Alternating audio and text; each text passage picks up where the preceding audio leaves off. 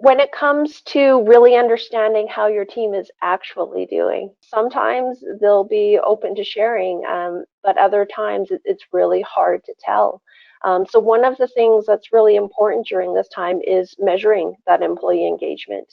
The way that you measure customer satisfaction, employee satisfaction should be as stringent as the way that you monitor and review your financial metrics. So an example of this is using NPS, so Net Promoter Score, very common out there in terms of dealing with customers and services. A simple way to turn it around when you're trying to measure employee engagement is just changing the question around a little bit. So the traditional Net Promoter Score question is, how likely are you to recommend us to your family and friends? With an employee NPS, you're simply changing that question to, how likely are you to describe, for us, ZayZoon, as a great place to work to your family and friends?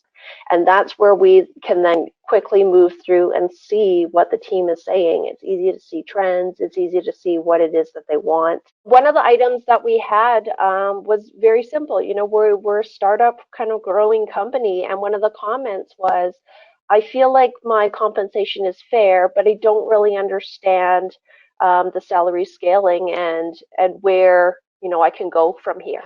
It was that eye opener that, yeah, we're actually starting to hit that size where we need to start thinking just a little bit more about hierarchy and how do we lay that really clear structure and that clear career path so that, you know, our employees really understand where they can go from the role that they currently have. I think one of the things that's really important to remember is that customers will only ever be as happy as your team members that are serving them. And so what are you doing to make sure that you're keeping close tabs on how your team is feeling about your organization?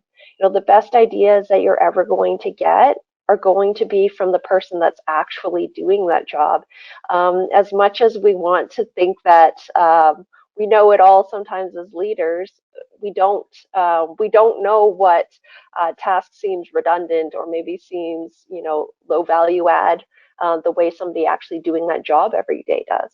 These are the things that can help you as leaders better understand, you know, based on the pulse of the organization, what would make them happier. And if they're not difficult things to do, then that just ends up being the cherry on the sundae for you as a leader.